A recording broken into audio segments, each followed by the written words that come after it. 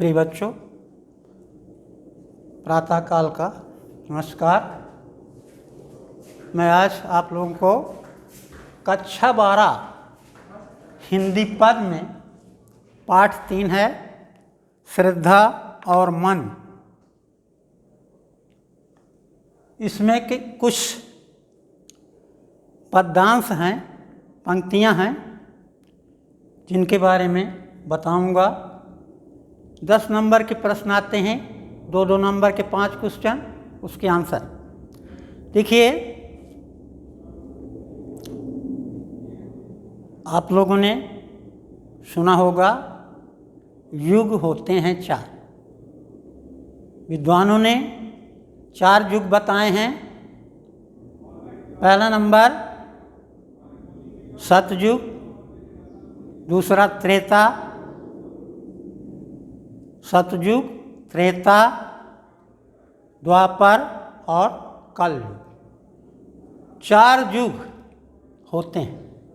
ये 4 युग एक युग कई वर्ष के होते हैं, कई लाख वर्ष के होते हैं।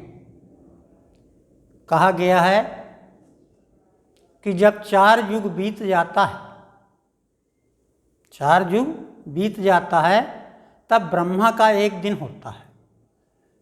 जब ब्रह्मा का एक दिन होता है तो उस दिन महाप्रलय हो जाती है पूरे संसार में। पूरा संसार या अग्नि लग जाती है, जलकर भस्म हो जाता है, या इतना अधिक जल बरस जाता है, इतना अधिक जल बरसता है कि पूरा संसार, जिसमें वनस्पतियाँ, जीव जंतु, मनुष्य सभी नष्ट हो जाते हैं, कोई भी नहीं बच पाता है। तो ये जो पाठ है श्रद्धा मन, ये श्री जयशंकर प्रसाद गुप्त जी द्वारा रचित कामायनी एक पुस्तक है उनकी, जो छायावादी युग के महान कवि भी कहे जाते हैं। तो जयशंकर प्रसाद जी ने कामायनी की रचना किया था। इस कामायनी को आधुनिक युग का महाकाव्य विद्वानों ने कहा है। इसमें कई सर्ग हैं। उन सर्ग में से श्रद्धा और मन एक सर्ग है।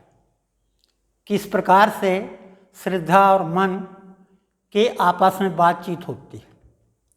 अब किसी भी प्रकार से उस जल प्लावन की स्थिति में पूरा संसार जल से मग्न हो जाता है, जल से भर जाता है। मानु जी एक छोटी सी नाव में किस प्रकार से बैठे हैं और वो नाव जल के लहरों द्वारा किस प्रकार से हिमालय पहाड़ के प्राकृतिक स्थान पर पहुंच जाती है, और वो मनु जी घायल हो जाते हैं।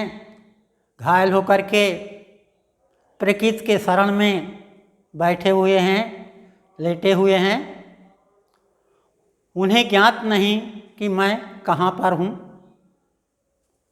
और कुछ भी नहीं दिखाई देता, केवल जल के अलावा और कुछ भी नहीं। लेकिन वहाँ हिमालय में प्रकृति से भरपूर था, वहाँ सुंदर छटाएं थी, प्रकृति की वनस्पतियाँ थीं, घायल पड़े हुए थे। तो उसी समय एक काल्पनिक महाकाव्य की नायिका श्रद्धा वहाँ जाती है, वो भी बच जाती है। किस प्रकार से वो हिमालय के पर्वतीय भाग में घूम रही थी, और वो भी वहीं पहुँच जाती है जहाँ पर मनु जी घायल होकर लेटे थे। तो श्रद्धा मन को देखती है और आकर्षित होती है कि पूरा संसार तो नष्ट हो गया है, कोई भी मानव नहीं बचा हुआ है, कोई वनस्पतियाँ नहीं, कोई जीव जंतु नहीं, ये कैसे यहाँ पर लेटे हुए। सीधे श्रद्धा मन के पास जाती है, उनके बारे में पूछताछ करती है। पूछताछ करने के बाद वो तैयार हो जाती है और कहती है, समर्पण लो सेवा का भार, सजल संस्कृत का यह पतवार, आज से यह जीवन उत्सर्ग, इसी पद तल में विगत विकार, बनो संस्कृत के मूल रहस्य, तुम ही सिगे फैलेगी वेद, विश्व भर सौरभ से भर जाए, सुमन के खेलों से खेलो, सुमन के खेलो सुंदर खेल। अब ये इतनी पंक्तियां हैं, इसमें किस प्रकार से श्रद्धा मन को देख करके अपने को समर्पित कर देती है और कहती है कि अभी आप जीवित हैं, मैं आपके लिए यहाँ आई हूँ, देख रही हूँ कि घायल हैं, मेरे मन में कुछ आशाएं हैं, इसलिए कहती है श्रद्धा, समर्पण लो सेवा का भार, मैं सब कुछ तैयार हूँ आपको न्यौछावर करने के लिए। इसी में एक प्रश्न है, वो प्रश्न है, पहला प्रश्न, समर्पण लो सेवा का भार किसने किससे कहा? पहला प्रश्न है,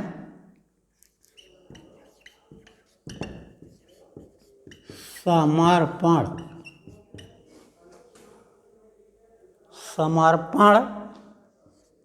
लो, समर्पण लो सेवा का भार, लो सेवा का भार किसने किससे कहा? ये प्रश्न है, किसने किससे कहा, ये प्रश्न है। अब देखिए, श्रद्धा मन के सामने खड़ी हुई है और श्रद्धा मन से मन के समक्ष, श्रद्धा मन के समक्ष आत्मसमर्पण करती है, आत्मसमर्पण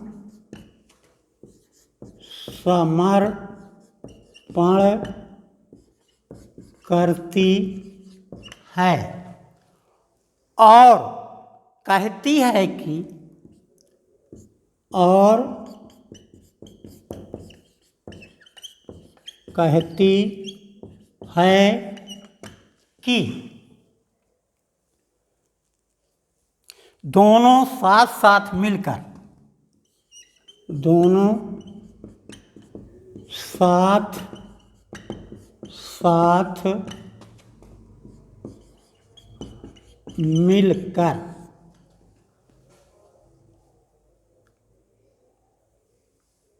मानवता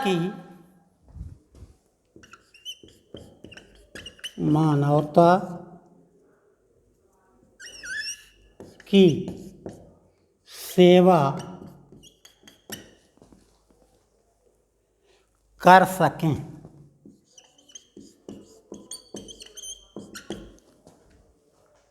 कहने का तात्पर्य यह है, श्रद्धा मन के समक्ष आत्मसमर्पण कर देती है और कहती है कि दोनों व्यक्ति, दोनों जन साथ साथ मिलकर के मानवता की सेवा करें, जिससे संसार में फिर से मनुष्य हो जाएं, नई सृष्टि हो जाए।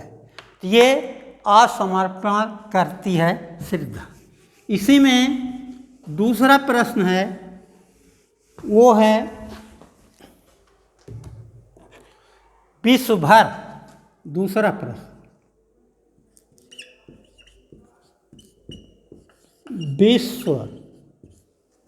विश्व माने संसार, विश्व भर सौरभ से भर जाए, विश्व भर सौरभ से भर जाए, विश्व भर सौरभ से भर जाए का क्या आशय है, का क्या आशय है। अब इसका उत्तर है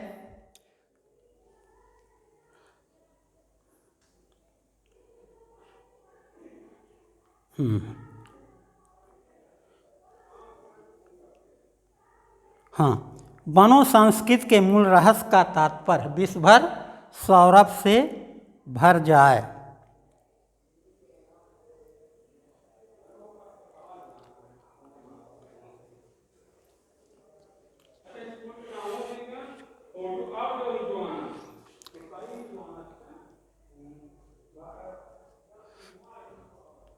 सिद्धा कहती है,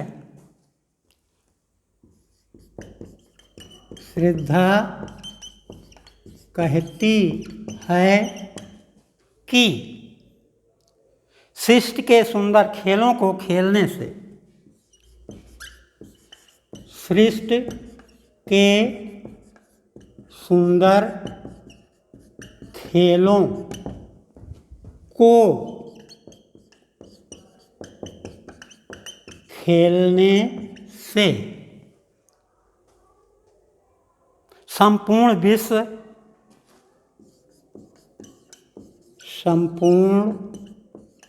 विश्व मानव रूपी सुगंधित,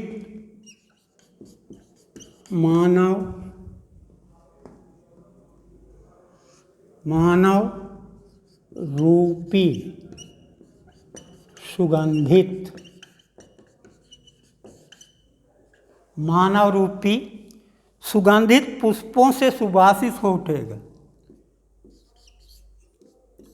पुष्पों से सुवासित हो उठेगा और प्रकृति खुश होकर झूमने लगेगी, और प्रकृति खुश होकर झूमने लगेगी। हाँ, अब इसके बाद इसी में एक प्रश्न और है 2 नंबर का, वो है रेखांकित अंश की व्याख्या कीजिए। तीसरा क्वेश्चन,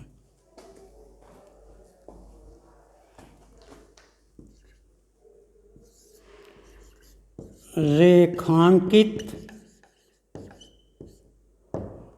अंश की व्याख्या कीजिए। वनो संस्कृत के मूल रहस्य तुम्हीं से फैलेगी बेल।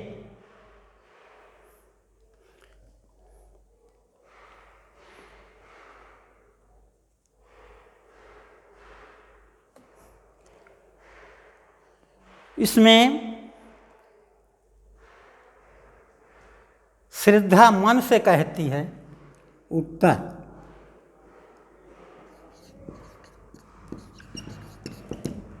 श्रद्धा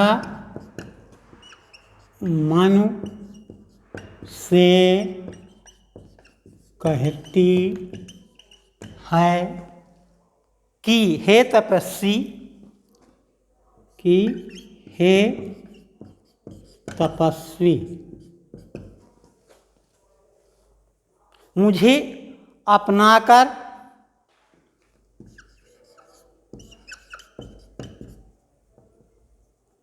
मुझे अपना कर सृष्टि को आगे बढ़ाने में, सृष्टि को आगे बढ़ाने में सहायक बनो।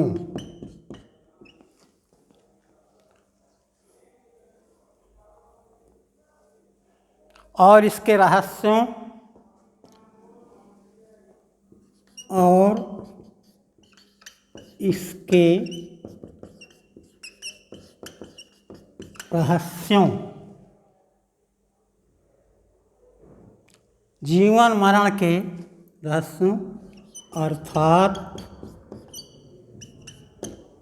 जीवन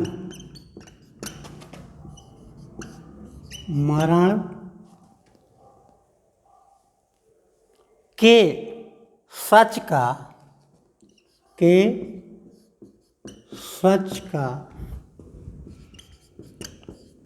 साक्षात्कार करो। तुम्हारे ही द्वारा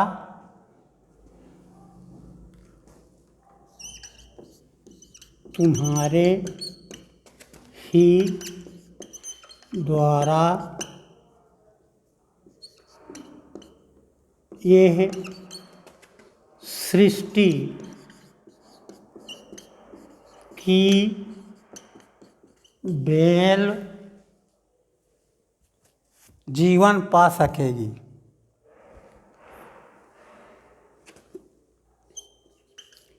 जीवन पा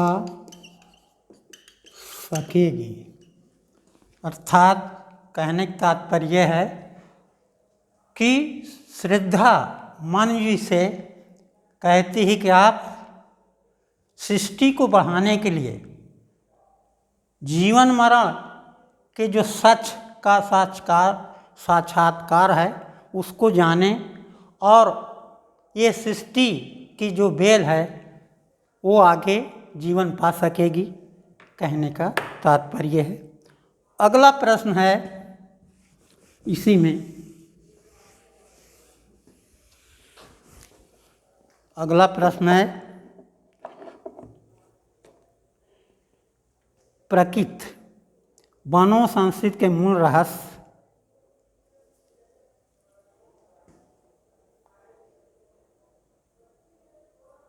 तीसरा प्रश्न,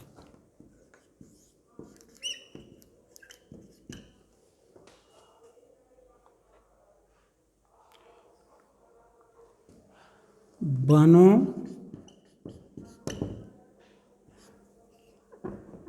चौथा वनों संस्कृति के मूल रहस्य किसके लिए कहा गया है? किसके लिए कहा गया है? अब इसका उत्तर है श्रद्धा मनु जी से कहती है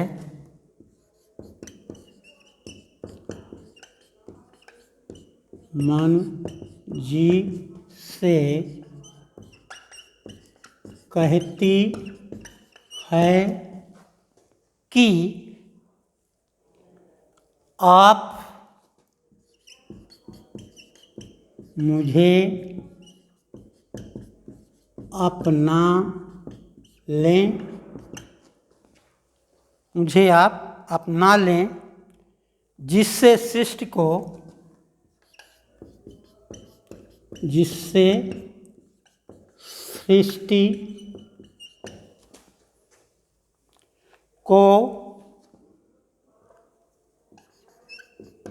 आगे बढ़ने में सहायक बन सकें,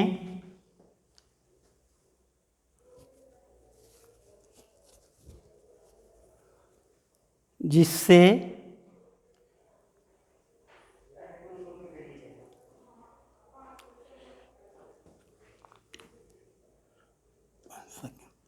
अब अगला प्रश्न है इसी में पांचवा।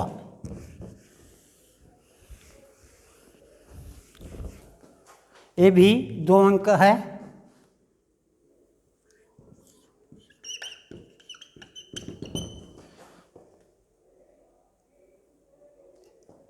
पाठ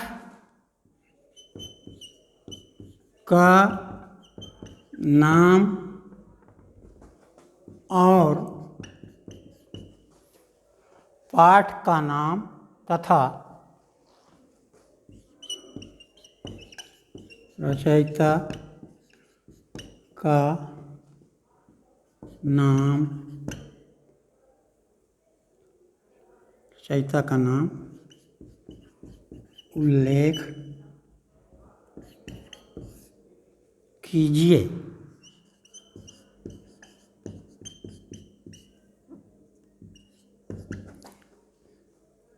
अब ये भी 2 अंक है।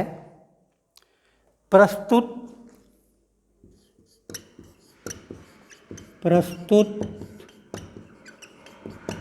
पद्यांश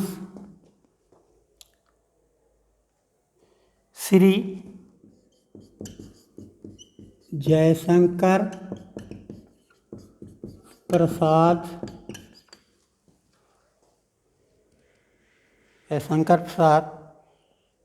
की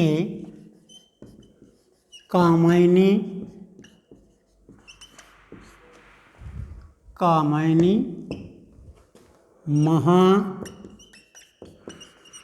महाकाव्य के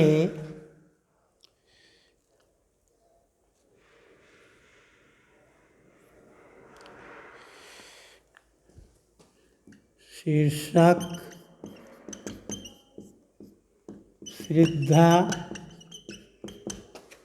मनु नामक पद्यांश से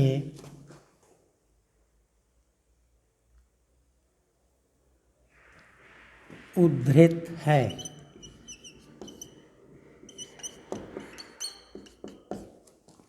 ये 5 प्रश्न हुए। इनका अलग अलग ये प्रश्न है और उत्तर भी है। हाँ, देखिए फिर से समझ लें। समर्पण लो सेवा का भार किसने किससे कहा। इसका तात्पर्य है कि श्रद्धा किस प्रकार से मन के समक्ष आत्मसमर्पण करती है और कहती है कि हम और तुम।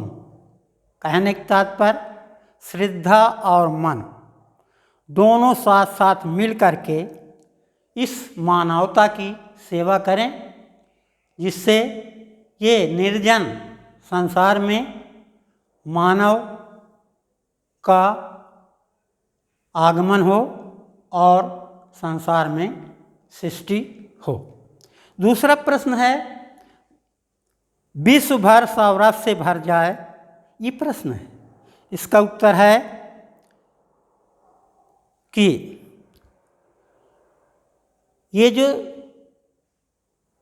संस्कृत है, सभ्यता है, आप ही के द्वारा अगली सभ्यता का विकास होगा। श्रद्धा मन से पत्नी के रूप में अपने को पत्नी और मन को पति के रूप में स्वीकार कर कहती है कि इस निर्जन संसार में मानव की उत्पत्ति का मूल आधार पुरुष और स्त्री है। इसलिए श्रद्धा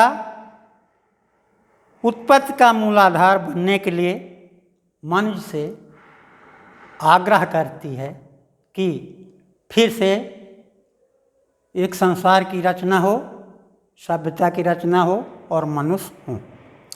अगला प्रश्न इसमें है, रेखांकित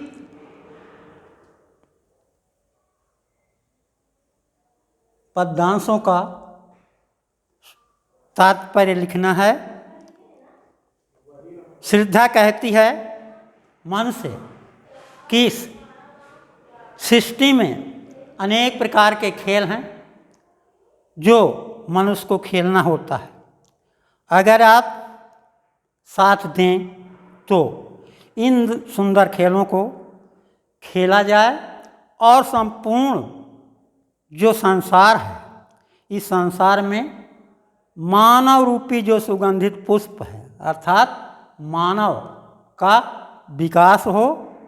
और जब मानव का विकास होगा तो प्रकृति में मानव आ जाएगा, जिससे प्रकृति खुश होकर के झूमने लगेगी।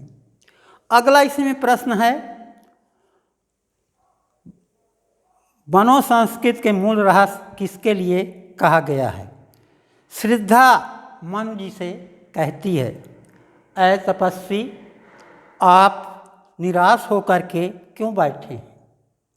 मैं आ गई हूँ, मैं अपने को आत्मसमर्पण करती हूँ।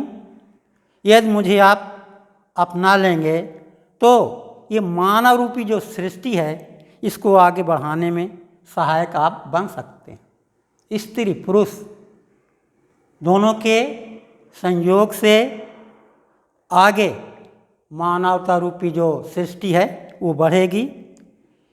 इसमें कुछ रहस्य भी है, जीवन और मरण, जन्म लेना और मृत्यु होना।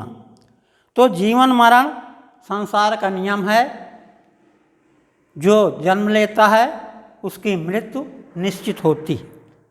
तो जीवन मरण के सच का साक्षात करो, जिससे आपके ही द्वारा जो ये मानव रूपी सृष्टि है, इसकी बेल पनपेगी।